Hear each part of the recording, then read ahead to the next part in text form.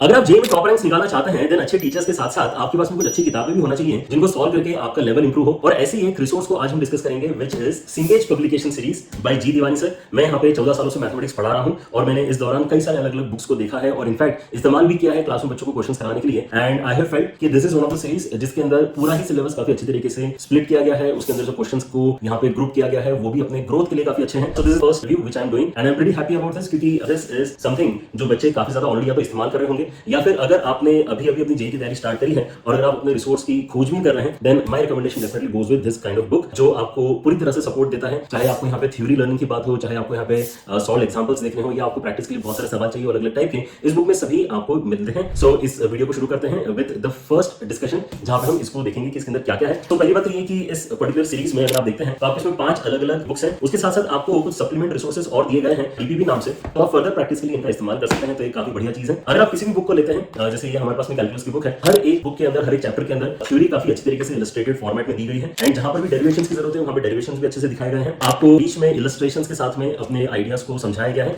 And illustrations के just बाद आपको दिए गए हैं कुछ क्वेश्चंस प्रैक्टिस करने के लिए विद इन द चैप्टर जो कॉन्सेप्ट एप्लीकेशन एक्सरसाइज नाम से यहाँ पे दिए जाते हैं। इसमें भी काफी क्वांटिटी अच्छी है सवालों की, लेकिन यहाँ पर आपको जेईई पैटर्न के सवाल नहीं मिलेंगे। यहाँ पर आपके पास में standard subjective kind of questions हैं कि डोमेन फाइंड कर लो, है ना, रेंज बताओ कितनी है, लेकिन ऑप्शंस वगैरह नहीं है इसके अंदर, राइट। या मोर देन वन वाला पैटर्न जो हम बहुत बार प्रैक्टिस करने की चाह रखते हैं वो यहाँ पे कॉन्सेप्ट एप्लीकेशन वाले सेक्शन में नहीं है। लेकिन इसके बाद में जब चैप्टर खत्म होता है तो आपके इसमें कई सारे सॉल्व एग्जांपल्स हैं एंड उसके बाद आपकी जो एक्चुअल एक्सरसाइज है वो बिगिन होती है। इस एक्सरसाइज में क्या क्या है, एक्सरसाइज में आपको इसमें सिंगल करेक्ट, उसके बाद more than one, then comprehension, matrix match and integer type, सारे ही पैटर्न्स कवर किए गए हैं जो जेईई एडवांस के लिए इंपॉर्टेंट होते हैं। As well as one very very important thing is कि इस बुक के अंदर जो आपको सॉल्यूशंस दिए गए हैं वो भी बहुत डिटेल्ड तरीके से दिए गए हैं। अगर आप किसी भी बेसिकली अगर सॉल्यूशन को उठाते हैं तो आपको ऐसा नहीं लगेगा कि यार बहुत सारे स्टेप्स बीच में स्किप कर दिए हैं। तो स्पेशली जो बच्चे मैथ्स में उतने ज्यादा स्ट्रांग नहीं फील करते हैं, उनको बार बार अगर सॉल्यूशंस की जरूरत पड़ती है, then this resource actually takes care of that as well, right. अगर मैं यहाँ पे इसको रेट करने की कोशिश करूँ on different parameters, so number of questions में इट इज डेफिनेटली 10 on 10। आपको इससे ज्यादा सवाल सॉल्व करने को नहीं मिलते हैं, आपके उसमें समय इतना ज्यादा नहीं होता है क्योंकि आपको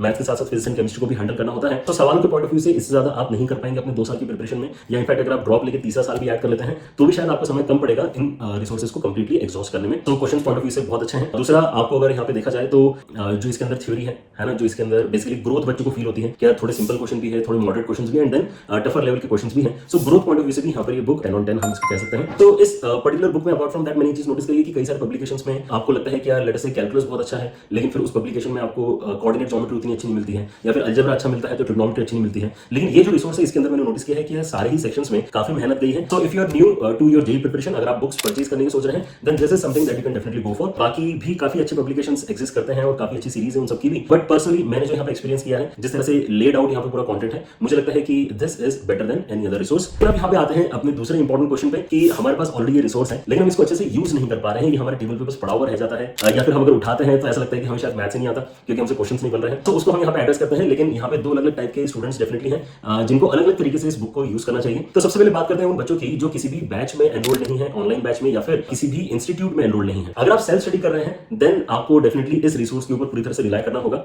लेकिन तब भी मैं यहाँ पे आपको गाइड करूंगा, आज की डेट में सेल्फ स्टडी का वो मतलब नहीं रहा जो हमारे समय हुआ करता था। जब मैं आईआईटी में था तो मेरे कई सारे बैचमेट सेल्फ स्टडी करके, कोई बिना इंस्टीट्यूट के सपोर्ट के, वो केवल किताबों को पढ़ कर जेईई क्रैक किए थे। आई कैन रिलेट किया कितना ज्यादा उन्होंने एफर्ट डाला होगा। लेकिन आज की डेट में वो करने की जरूरत नहीं, क्योंकि अगर आप यूट्यूब के ऊपर भी अगर आते हैं तो आपको फ्री ऑफ कॉस्ट काफी अच्छे हाई क्वालिटी लेक्चर्स की सीरीज मिल जाएगी। जैसे कि आप अगर मेरा ही नाम समीर सिंचोलीकर अगर टाइप करें एंड उसके साथ में आप जेईई लाइव डेली लिखकर अगर लेटर से लिखते हैं सर्कल्स या लिखते हैं परम्यूटेशन कॉम्बिनेशन, जो भी चैप्टर आपको पढ़ना है आपको उसकी डिटेल प्लेलिस्ट मिल जाती है। तो even if you are doing self study then first watch those playlist completely, आप उनको देखकर पहले सीख ले सारी चीजें and then you can come back to this book for practice. इससे ये भी रहेगा कि आपको एक तो कोई भी चीज जीरो से नहीं सीखनी पड़ेगी, but also you will get to know कि जो आपने सीखा है वो कंप्लीट है या नहीं, right. Because at least you can rely on books like this. बहुत सारे टीचर्स ऑनलाइन अगर पढ़ा रहे हैं एंड फ्री में पढ़ा रहे हैं तो सारे टॉपिक्स कवर नहीं करते हैं, लेकिन आपके पास में अगर रिसोर्स है तो आप कंपेयर भी कर सकते हैं कि आपने सारे टॉपिक्स एक्चुअली सीख लिया या नहीं सीख लिए हैं। That is another important advantage of having such books with you. लेकिन एक बार आपने अगर सीख लिया है तो उसके बाद भी आपको दिक्कतें फेस करनी पड़ेगी कि इसके अंदर काफी ज्यादा सवाल है। बच्चों के पास में जो एक टेंशन आता है वो ये है कि सर हमारे पास में पूरा अगर सॉल्व करने का समय नहीं है तो हमारे लग रहा है कि हमारी प्रिपरेशन जैसे कंप्लीट नहीं हुई है, राइट। तो फॉर द स्टूडेंट्स जो सेल्फ स्टडी कर रहे हैं, सबसे पहले तो आप अपनी प्रिपरेशन को कम से कम 4 से 5 बार करते हैं अपने 2 साल के जर्नी में। आप जब पहली बार टॉपिक को पढ़ रहे हैं उसके बाद में आप कभी न कभी अपने टेस्ट में अपीयर होंगे तो वहां पे आप रिवीजन करेंगे। तो आपका 12th का सिलेबस कंप्लीट हो जाता है तब आप रिवीजन करेंगे, फिर आप जेईई मेन के सेकंड अटेम्प्ट के पहले रिवीजन करेंगे, फिर आप जेईई एडवांस के पहले रिवीजन करेंगे। तो आपको 4 से 5 बार मौका मिलता है एक ही चैप्टर को बार-बार देखने का। You can split your preparation journey in this book also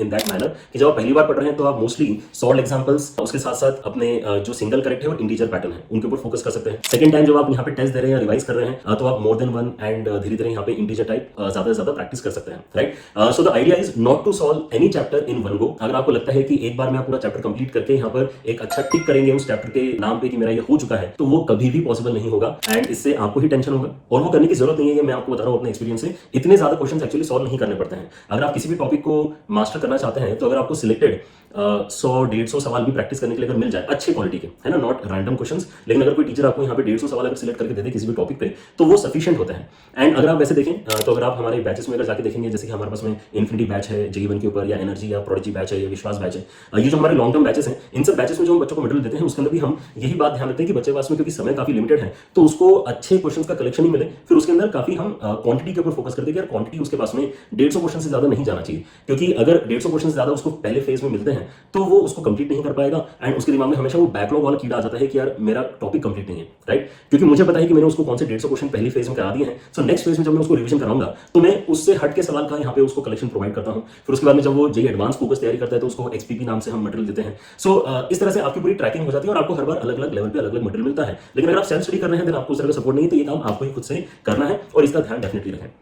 अब बात करते हैं उन बच्चों के लिए जो ऑलरेडी किसी बैच में एनरोल्ड हैं, ऑनलाइन बैच में, या फिर वो किसी इंस्टीट्यूट में ऑलरेडी जा रहे हैं। तो इन बच्चों के लिए ऑलरेडी इंस्टीट्यूट और बैचेस काफी ज्यादा मटेरियल प्रोवाइड करते हैं एंड मेरा रिकमेंडेशन ये रहेगा कि ओवर दिस रिसोर्स, जो काफी अच्छा रिसोर्स है, लेकिन तब भी आपने प्रीफर अपने इंस्टीट्यूट के मटेरियल को और अपने बैच के रिसोर्सेज को, जो भी आपके लिए एप्लीकेबल है, उसको ज्यादा प्रीफर करना चाहिए। क्यों? क्योंकि एक तो वहां पे जो पढ़ाई चल रही है वो उस मटेरियल के साथ में इन लाइन होती है एंड सेकंड बेनिफिट इज कि अगर आप ऑफलाइन इंस्टीट्यूट में देखते हैं तो आपके डाउट क्लियरिंग सेशंस जो होते हैं वो भी प्रेफरेबली टीचर्स चाह रहे होते हैं कि मटेरियल से बच्चा पहले क्वेश्चन सॉल्व करके आए और उनके डाउट्स वो डिस्कस करते हैं। लिटरली आपको एक्सरसाइज 1 में, क्वेश्चन नंबर 2 में कोई डाउट है क्या, क्वेश्चन नंबर 3 में कोई डाउट है क्या, इस तरह से बेसिकली क्लासेस कंडक्ट की जाती है, डाउट क्लासेस।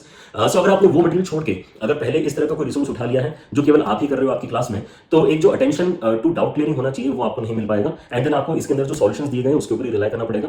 जैसे अगर आप जेईई 1 की बात करें तो जेईई 1 के ऊपर तो हमने बच्चों को डीबीपी के वीडियो सॉल्यूशंस तक प्रोवाइड कर दिए हैं, right. So that is the kind of support that you get if you are in online batch already और इन इंस्टीट्यूट। सो उस मटेरियल को आप हमेशा यहाँ पे प्रीफर करें। आपको अगर ऐसा लगता है कि नहीं ये मटेरियल सफिशिएंट ही नहीं है and that is a very rare scenario, in fact उस केस में तो आपको उस इंस्टीट्यूट में या फिर उस बैच में पढ़ना ही नहीं चाहिए, राइट। आपको उसी बैच में पढ़ना चाहिए जहां पे आपको लगता है कि मटेरियल सच में आपके लिए सफिशिएंटली अवेलेबल है, उसका सपोर्ट सफिशिएंटली अवेलेबल है, आपको ये कॉन्फिडेंस है कि वो आपकी जेईई के प्रिपरेशन को एक फाइनल लेवल तक पहुंचाने में सक्षम है, ऑलराइट। ऐसे ही बैचेस में आपको करना चाहिए। अच्छा, अब एक बार आपके पास में, लेकिन अगर ये मैंने बोल दिया कि आपको उस मटेरियल पे ही फोकस करना है तो इन रिसोर्सेज को फिर आप यूज कैसे करोगे? तो इन रिसोर्सेज को आपको एज ए रेफरेंस मटेरियल ही इस्तेमाल करना है। हो सकता है कि आपको लगे कि यार मैंने तो यहाँ पे अपने इंस्टीट्यूट का या बैच का पूरा मटेरियल सॉल्व कर लिया है and you still have some time to practice further questions, तो आप डायरेक्टली इनके जो एक्सरसाइज के क्वेश्चन है उन पे जा सकते हैं। एक्सरसाइज के क्वेश्चन में भी rather than doing single correct questions आप डायरेक्टली पैटर्न के ऊपर फोकस कर सकते हैं कि यार लेट मी सी कि यार कंप्रेहेंशन पैटर्न में पकड़ पा रहा हूं कि नहीं पकड़ पा रहा हूं। डू ओनली द 5-6 कंप्रेहेंशंस जो हर चैप्टर में अवेलेबल होते हैं, या फिर आप केवल मोर देन वन के ऊपर फोकस करेंगे क्योंकि जेईई एडवांस में बहुत ज्यादा इंपॉर्टेंट पैटर्न माना जाता है, right. So you can selectively use these books. उस केस में आपको इन बुक्स को पूरा करने की बिल्कुल भी कोशिश नहीं करना है। इसका मतलब क्या है? ये बुक कभी भी आप पूरी नहीं इस्तेमाल कर पाओगे and that is perfectly fine. बच्चों को हमेशा क्योंकि क्वेरी यही आती है, मैंने हमेशा नोटिस किया कि बच्चे काफी टेंशन में रहते हैं कि हमारे पास में बुक है लेकिन वो ऐसी पड़ी हुई, सर हमारी प्रिपरेशन शायद कंप्लीट नहीं होगी, हमारा बैकलॉग है। ऐसा बिल्कुल भी नहीं है, alright. That's what I wanted to convey. And आप अपनी प्रिपरेशन अगर केवल इन बुक्स के साथ में कर रहे हैं, you are in safe hands. अगर आप अपनी प्रिपरेशन किसी बैच के साथ में कर रहे हैं, then you are in safe hands. बस पूरा आपको मटेरियल कंप्लीटली सॉल्व करना होता है, उसका ज्यादा इंपॉर्टेंस है, right. So don't waste your time in finding a lot of resources because in most of the resources 70 to 80% questions आपको सेम ही मिलेंगे। एक और इंपॉर्टेंट बात, अगर आप इस रिसोर्स को अगर देखते हैं तो इस रिसोर्स की प्राइस आपकी लगभग जाती है 3,500 रुपए के आसपास, राइट। ये जो रिसोर्स पूरा मैथमेटिक्स का मैंने दिखाया है, तो मतलब ये कॉस्ट पॉइंट ऑफ व्यू से काफी ज्यादा हैवी रिसोर्स है ना आपको, क्योंकि आज की डेट में अगर आप कंपेयर करें तो इस प्राइस में आपको ऑनलाइन बैचेस मिल जाती हैं जहां पे आपको ऑलरेडी टीचर्स पढ़ा भी रहे हैं एंड आपको मटेरियल भी वहां पर मिल रहा है। जैसे जेईई 1 की बात करें तो मटेरियल के साथ साथ आपको वीडियो सॉल्यूशंस भी मिल रहे हैं। So rather than going for this, you can definitely first prefer joining a batch so that your dependency on this material anyways reduces down and you will have more advantage of having connection and that schedule that batch follows, है ना।